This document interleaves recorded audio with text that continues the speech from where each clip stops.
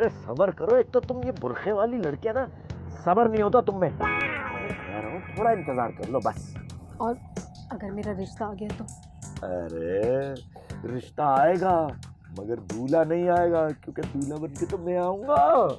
नसीब इंसान अपने ऊपर तो सब कुछ बर्दाश्त कर लेता है, सारी परेशानियां, लेकिन अपने प्यारों को दुख तकलीफ में नहीं देख सकता। अब देखो ना, जमाल इतने दिन बाद घर वापस आया है। उसूलन तो हमें खुश होना चाहिए, लेकिन पता नहीं क्यों अजीब सा खौफ दिल में हो रहा है। आप तो वो माँ हैं जो ना बेटी को खुश रहने देती है ना बहू को। क्या कमी है मुझ में और क्या कमी है आफरीन में, जो आपने आज तक हमें अपना ही नहीं समझा? पैसा, रुपया, दिखावा, सारी जिंदगी इसी शौक में गुजार दिया आपने।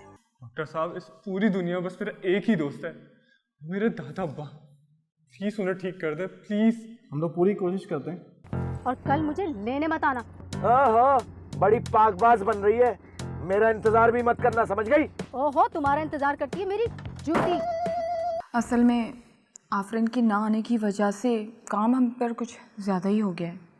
कोई बात नहीं, आप लोगों के आने का बहुत बहुत शुक्रिया। एक्चुअली मैंने आपका जिक्र अम्मा से अभी तक नहीं किया, लेकिन दादा अब्बू से एक बार जिक्र किया था।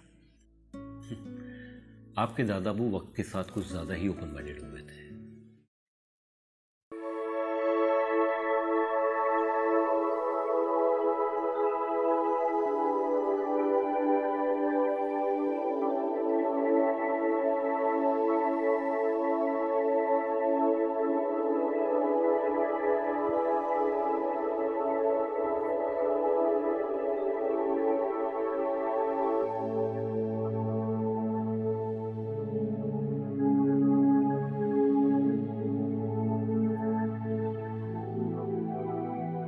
अरे बेटा, कब आए?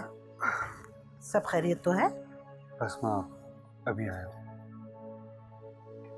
अच्छा बताओ, काम मिल गया? हाँ माँ, बन गया काम। ओफो, तुम तो ऐसे कह रहे हो जैसे तुम्हें नौकरी मिली ना हो। और नौकरी तो मिली है।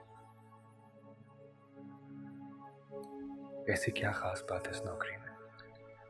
अरे ऐसा क्यों कहता है मेरा चाँद? आज नौकरी छोटी है तो कल बड़ी भी हो जाएगी। क्या कमी है मेरे चाँद? माँ होना, अपने बेटे की कमी नजर ही नहीं आती। बस चुप, अब मैं कुछ और नहीं सुनूंगी। आफरीन ने मेरे बेटे को एहसास कमतरी में मुब्तला कर दिया, तो क्यों परेशान होता है? मेरी दुआएं तेरे साथ हैं, सब ठीक हो जाएगा। अच्छा ये बता, कुछ खाएगा? सुबह भी ऐसे ही चला गया था। हाँ माँ, बहुत भूख भी लग रही है। अच्छा तुम मुँह हाथ धो, कपड़े बदलो, मैं तुम्हारे लिए कुछ खाना लेकर आती हूँ।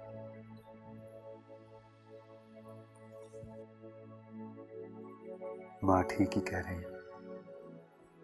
आफरीन को देखता हूँ तो पता नहीं क्यों अपने आप को बहुत हकीर से समझने लगता हूँ।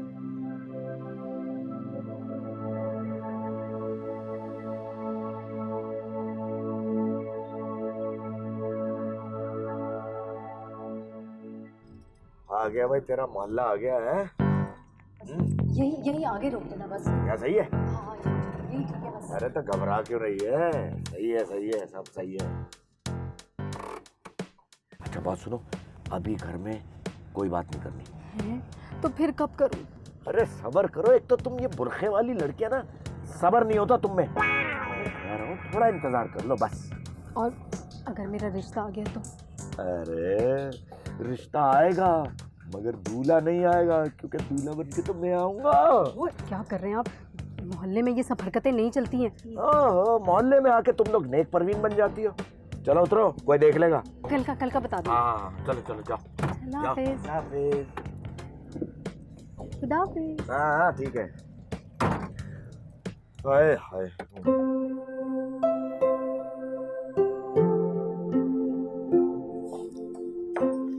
क्या बात है, आज आपको ज़्यादा ही परेशान नजर आ रही है। सही समझा तुमने। आजकल एक नहीं कई बातें हैं दिमाग में। कहीं बरकत ने तो रंग नहीं निकालने शुरू कर दिए? रंग थे कहाँ उस मनहूस में। और वैसे भी नसीम इस दफ्तर में लोगों के मसले सुलझा सुलझा कर अपने दुख तो नज़र ही नहीं आते हमें। आप बिल्कुल ठीक कह रही हैं। इस ऑफिस में आके तो मुझ जैसी नाकारा डरी सहमी औरत में भी हिम्मत आ गई है। आप तो वैसे भी सबसे अलग हैं। एक अजीब सा डर है मेरे दिल में, एक अनजाना सा खौफ। खैरियत तो है?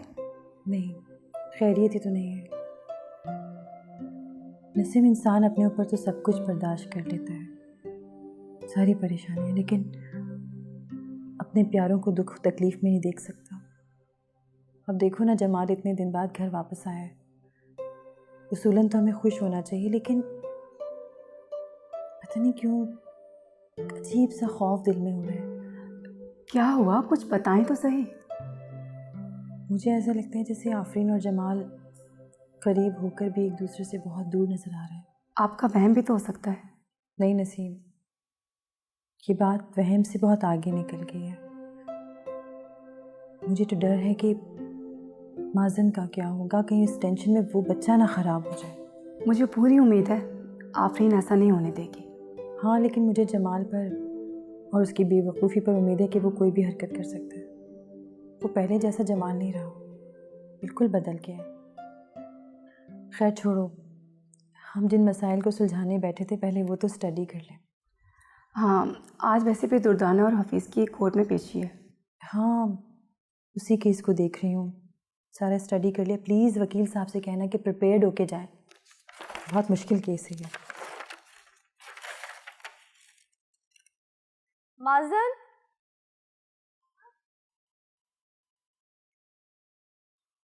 माज़न, ये ड्राइंग तो तुम घर चल के भी कर सकते हो ना? चलो घर चलते हैं। चलो शाबाश। मामा, मैं बाबा से मिलके जाऊंगा। बाबा सो रहे हैं, आपने देखा है ना। चलो घर चलें। मेरी तो ये समझ में नहीं आ रहा, जब बच्चा घर नहीं जाना चाह रहा तो तुम उसे जबरदस्ती क्यों कर रही हो?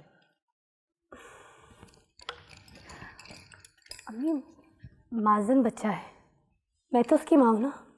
अब जाहिर सी बात है मुझे उसके बारे में सोचना। ओहो, अब तुम अपना रिश्ता बताओगी मुझे? नहीं माज़न, जाओ बाबा को उठाओ। जाओ शाबाश, जाओ शाबाश।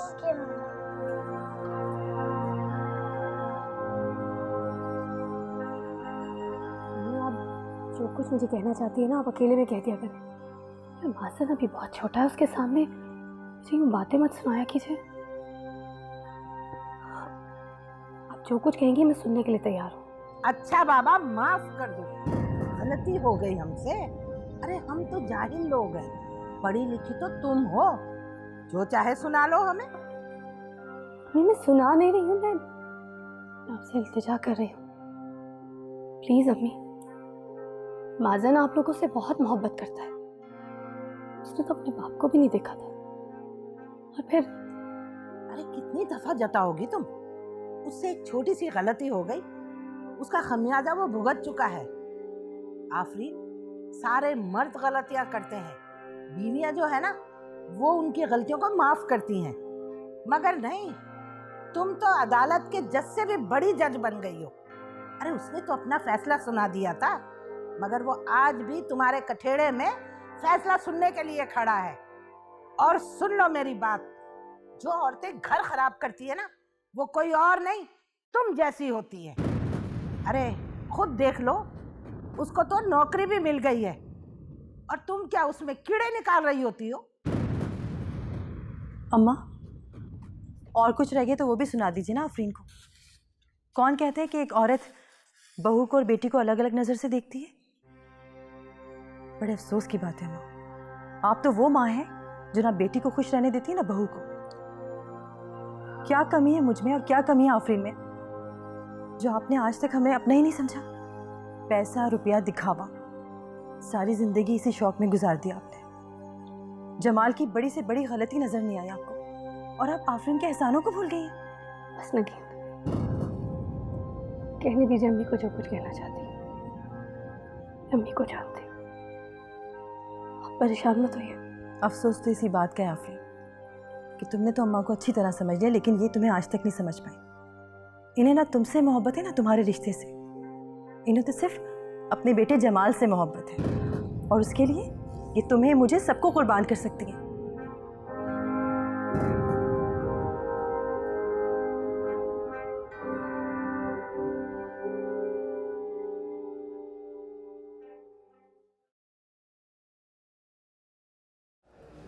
आफरीन प्लीज़, अब ये मत सोचिएगा कि जो सोनी कह रही है मैं भी वैसे ही समझता हूँ। आई एम अ डेमोक्रेट, मैं किसी की सोच पे पैरा नहीं डाल सकता।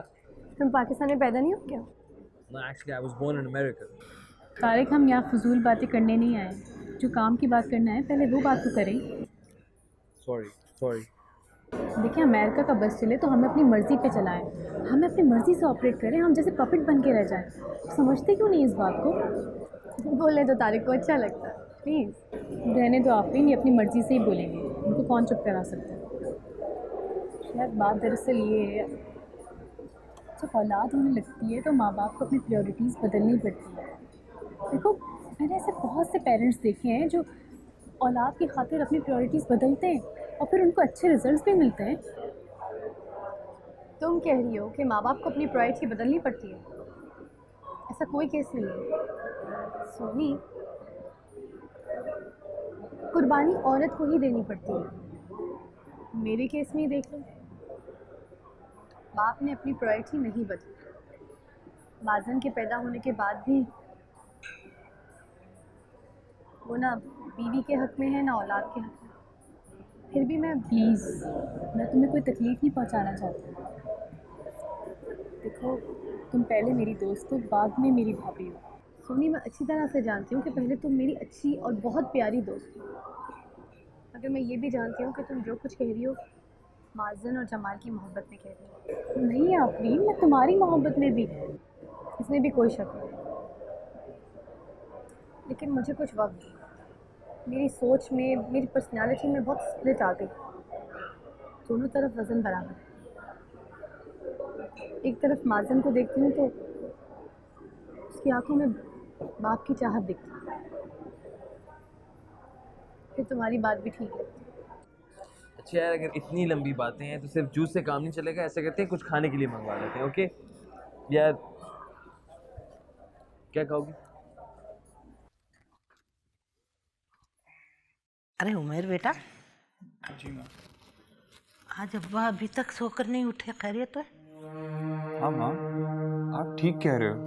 आज दादा जान की सुबह तिलावत की आवाज़ भी नहीं आई। ठहरे, मैं देखता हूँ। अरे चाय तो पी ले। अम्मा, आप कैसी बातें कर रहे हो? दादा जान को देखना बहुत ज़रूरी है। सुबह तिलावत की आवाज़ ना आए, ऐसा हो ही नहीं सकता। अच्छा जा देख ले, मैं ज़रा नाश्ता करके आती हूँ।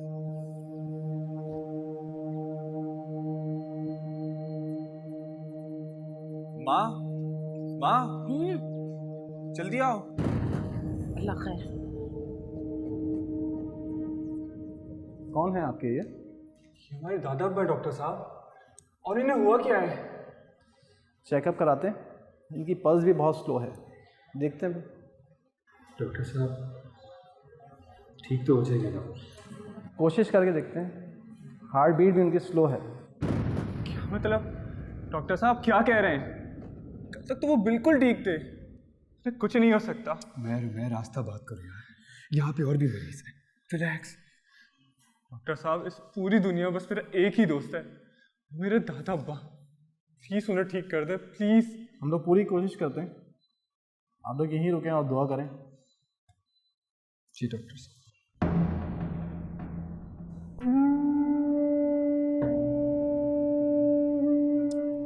रिलैक्स यार। यार डॉक्टर्स को उनका काम करने दो, सब कुछ बिल्कुल ठीक हो जाएगा।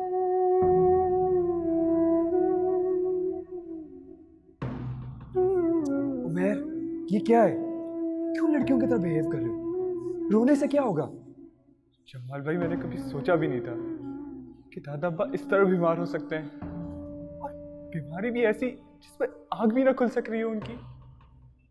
यार डॉक्टर्स हमेशा पहले बुरी बात कहते हैं और फिर अच्छी बात कहते हैं, ताकि हम उनसे बाद में शिकवा ना कर सकें। हो सकता है दादा वो बिल्कुल ठीक हो जाए, तुम बस दुआ करो। मगर जमाल भाई, उन्हें हुआ क्या है? अगर कुछ तो मुझे बताएं। वो तो हमें हमेशा खुश रखा करते थे। अल्लाह करे नगीन बाजी आ जाए। आती होंगी मेरे ख्याल से। उसका दफ्तर बहुत दूर है अस्पताल से। डॉक्टर कुछ बताते क्यों नहीं? मैंने भी कितनी गलतियां की हैं।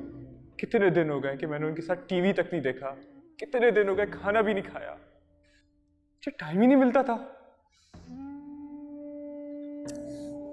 मेरी जान, हौसला करो। दादाबू एक दफा ठीक हो जाएंगे तो सब कर लेना। दुआ करो दादाबू के लिए।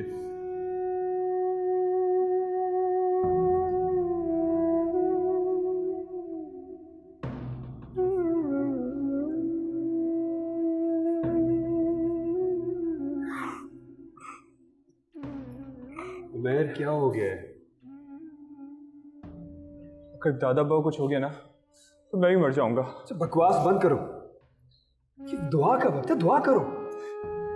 उमैर, अगर तुम इसी तरह रोते रहे ना तो डॉक्टर तुम्हें यहाँ नहीं बैठने देंगे, बाहर निकाल देंगे। चुप हो जाओ, शाबाश।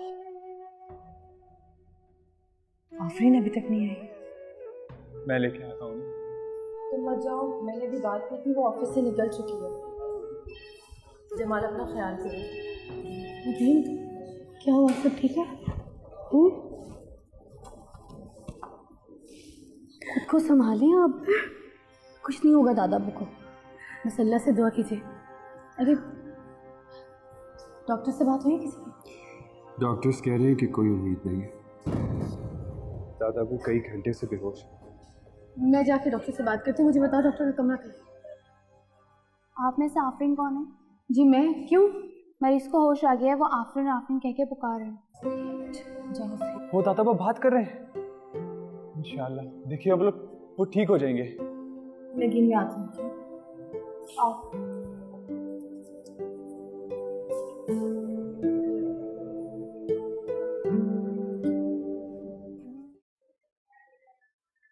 मेरी भी डॉक्टर से बात हुई है। वो कह रहे हैं कि अगर 24 घंटे गुजर गए तो इंशाल्लाह दादा ठीक हो सकते हैं। लेकिन आपका ड्राइवर होगा? ड्राइवर? वो तो 1 हफ्ते की छुट्टी पर है। तुम्हें कोई काम था? एक्चुअली आज अम्मी और वो दोनों घर पर नहीं होंगे। अब माजन को स्कूल से पिक करना था। हिम्मत नहीं हो रही ड्राइव करने की।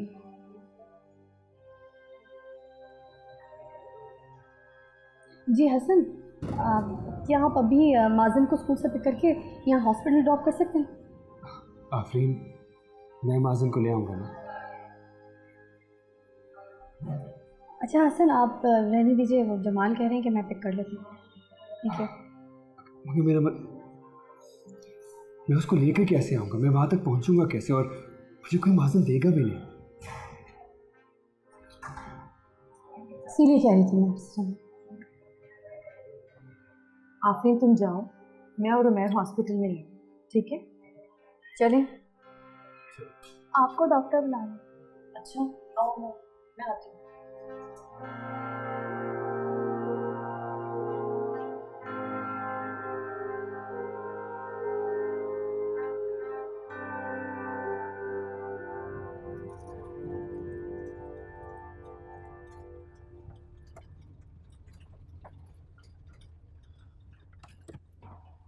चल भाई उतर।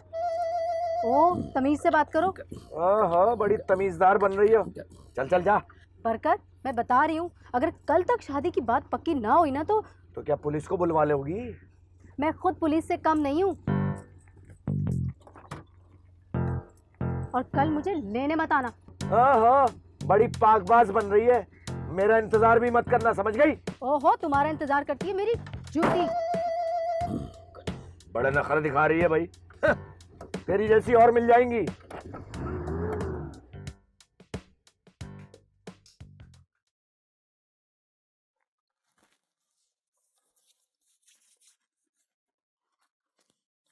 क्या बात है बेटा, तुम खाना नहीं खा रही हो? भूख नहीं है। बेटा कल भी तुमने यही कहा था। ऐसे किस तरह से काम चलेगा? अब आप खाना खाइए, मैं जरा थक गई हूँ, रेस्ट करके आती हूँ। बैठो 1 मिनट। जी। शक्ल देखी बेटा तुमने अपनी? 12 बज रहे हैं, लगता नहीं कि तुम वो पुरानी वाली आफरीन हो। अब मैं वो पुरानी वाली आफरीन भी तो नहीं बन सकती ना अब्बू। क्यों नहीं बन सकती? क्या कमी है तुम में? इरादे की, सिर्फ और सिर्फ इरादे की अब्बू। क्या मतलब? जिंदगी का फैसला करना चाहती हूँ और किस्मत देखिए खुद अपना ही फैसला नहीं कर पा रही। तो करो ना फैसला बेटा। मेरी कोशिश तो ये है, खुदा करे जमाल को भी इसका एहसास रहे। जी, ये मामा से बात करें। मामा, बाबा का फ़ोन है। तो बात करो ना। नहीं, वो आपसे भी बात करना चाह रहे हैं।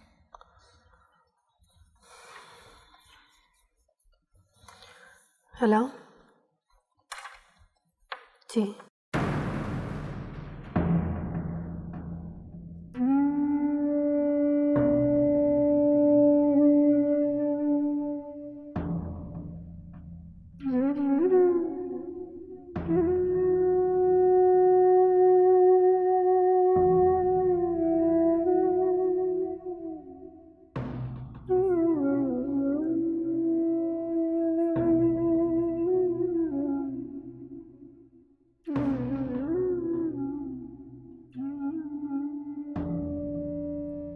दुल्हन ये क्या कर रही हो तुम?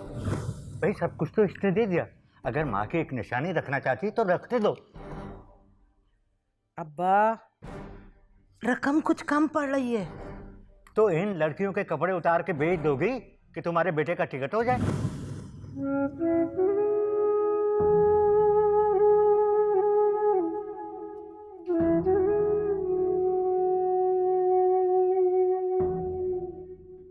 आ गई तुम? जी अम्मी। जब आ ही गई हो तो जाकर रिश्तेदारों को मुंह दिखाओ। यहाँ मुंह छुपा के क्यों खड़ी हो? आपने ये कैसे सोच लिया कि मैं यहाँ पे मुंह छुपाए खड़ी हूँ? तुम्हारे अंदाज ने। अब मैं इतनी बेवकूफ नहीं हूं कि मैं तुम्हारा चेहरा भी ना पढ़ सकूं। जाओ जाओ, जाके रिश्तेदारों के पास बैठो। आप चाहिए मैं चाय लेके आती हूँ। तुम जानती हो ना कि मैं तुम्हारी कौन हूं? तुम्हारा मेरा रिश्ता क्या है पता है तुम्हें? क्या हो गया? आपकी आवाज अंदर तक आ रही है। अरे तो आने दो, लोगों को भी तो पता चले कि दुनिया को दिखाने के लिए भी इस घर में कोई रिवाज नहीं है। रिवाज रिवाज रिवाज? आप कब तक दुनिया को दिखाने के लिए रिवाज का ढंढोरा पीटती रहेंगी? ये वक्त नहीं है इन सब बातों का, प्लीज खामोश हो जाए। अरे हट, बड़ी आई भाई के बीवी की हिमायत करने। माँ और भाई की इज्जत का तो कोई एहसास ही नहीं है तुझे।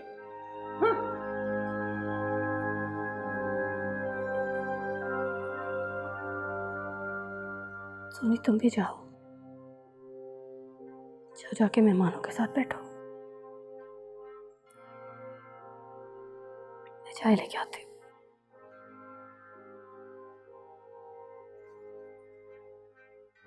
मम्मी की बातें तो सुनने की आदत हो गई अब।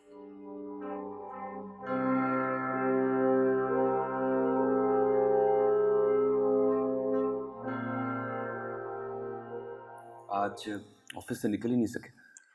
असल में आफरीन की ना आने की वजह से काम हम पर कुछ ज़्यादा ही हो गया है। कोई बात नहीं, आप लोगों के आने का बहुत बहुत शुक्रिया। आप लोग जब भी आए हमारे लिए बहुत है। लेकिन आफरीन तो कहती थी कि दादा अब्बा सेहत में बिल्कुल ठीक है, तो फिर क्या हो गया? अजीब आदमी थे ना, जिंदगी में कभी तकलीफ दी ना मरने के बाद 4 घंटे भी बीमार नहीं रहे। इस घर में बहुत रौनक थी दादा अब्बा की दम से। उनके जाने के बाद तो बिल्कुल वीरान हो गया घर।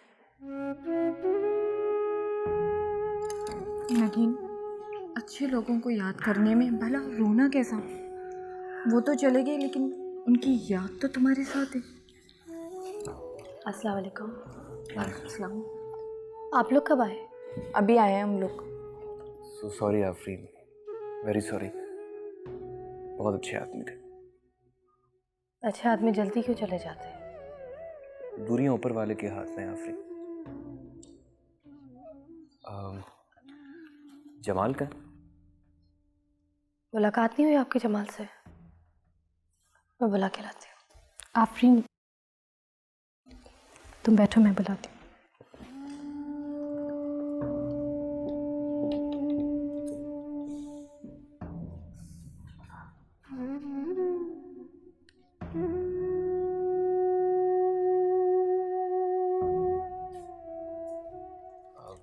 अस्सलाम वालेकुम जमाल। बहुत अफसोस हुआ।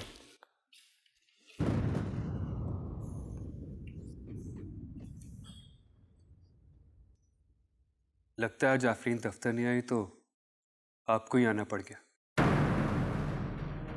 एक्सक्यूज मी, हम दादाबा के अफसोस के लिए आए।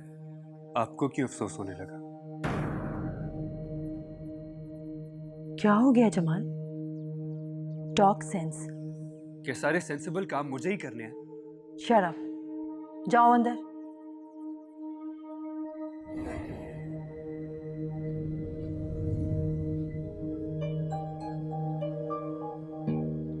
सॉरी हसन साहब, एक्चुअली जमाल दादा अब्बू के इंतकाल की वजह से मेंटली डिस्टर्ब है बहुत। कोई बात नहीं हुई। तुम कल ऑफिस आ रही हो ना? हाँ, आऊँगी। हम चलते। सॉरी हसन, कल मिलते हैं ऑफिस में। ठीक है।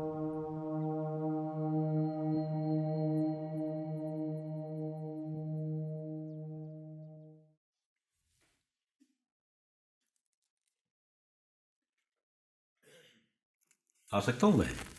अरे शाहिद साहब, आप आइए ना, प्लीज बैठिए। ये बताइए कि इतने दिन से कहाँ गायब थे? मतलब ये कि मेरी कमी महसूस हुई है। हुई तो थी, लेकिन आपको एक बहुत बुरी खबर भी सुनानी थी। वो क्या? मेरे दादा अब्बू का इंतकाल हो गया है। मुझे फोन कर देती। मैंने एक बार सोचा कि आपको इत्ला करूं, लेकिन फिर हिम्मत नहीं हुई। क्यों? यही सोचकर कि आप आएंगे तो अम्मा क्या रिएक्ट करेंगी। एक्चुअली मैंने आपका जिक्र अम्मा से अभी तक नहीं किया, लेकिन दादा अब्बू से एक बार जिक्र किया था। आपके दादा अबू वक्त के साथ कुछ ज्यादा ही ओपन माइंडेड हुए थे। बहुत मुख्तलिफ मिजाज के थे। रियली बहुत कमी महसूस होती है उनकी। मैडम वो लोग आ गए? आ गए? उन्हें कॉन्फ्रेंस रूम में बिठाइए, मैं बेहतर, आती हूँ। आप प्लीज़ बैठे 10 मिनट, मैं आती हूँ, फिर हम लंच करेंगे। श्योर। इसमें आती हूँ।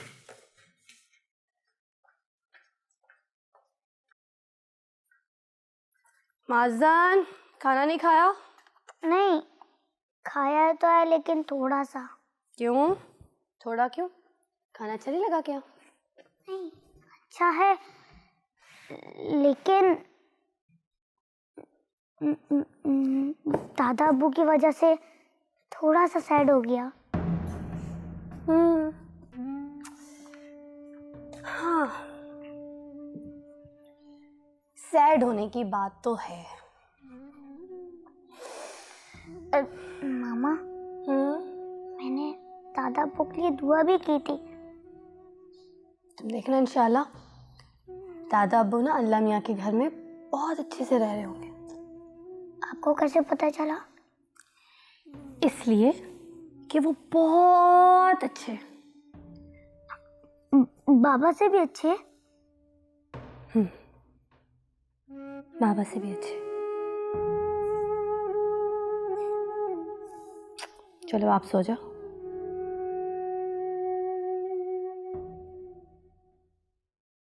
लेकिन कभी मैं सोचती हूँ हम दोनों ने कितने जुल्म सहे हैं।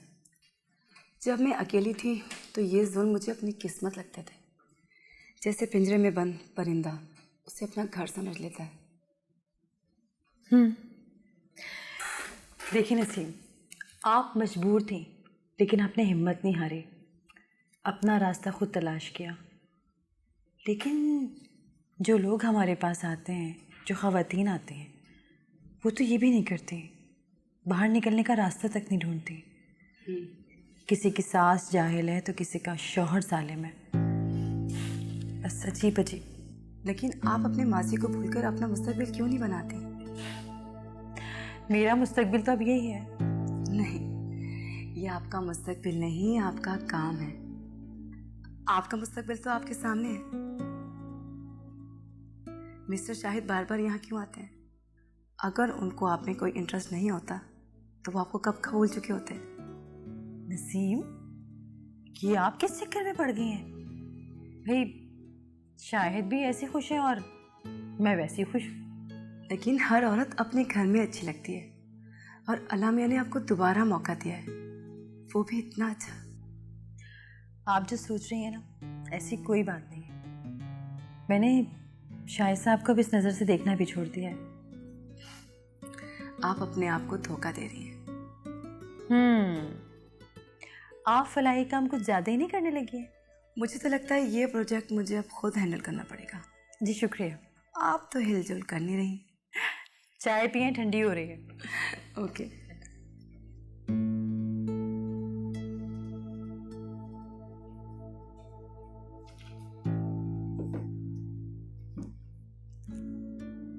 अब मैं क्या करूं?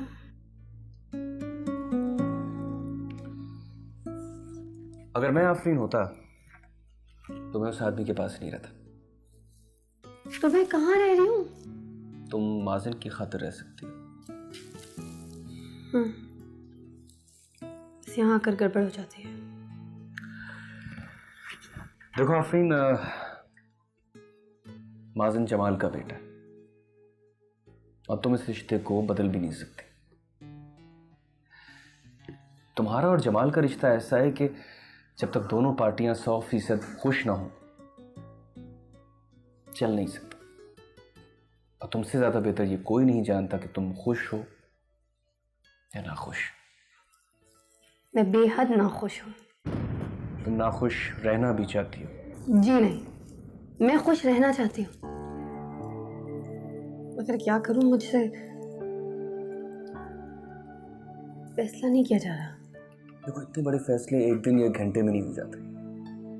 अपने आप को जरा सोचने का वक्त दो। अपने सवाल जवाब अपने वालिद साहब के सामने रखो, देखो उनकी क्या राय है। फिर मैं तुम्हारा दोस्त हूं, हमदर्द हूं, तुम्हारे लिए हाजिर हूं।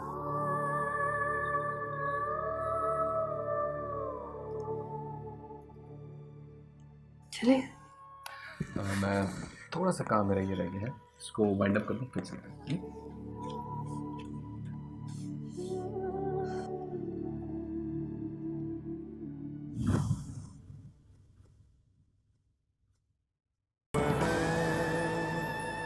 एक हाथ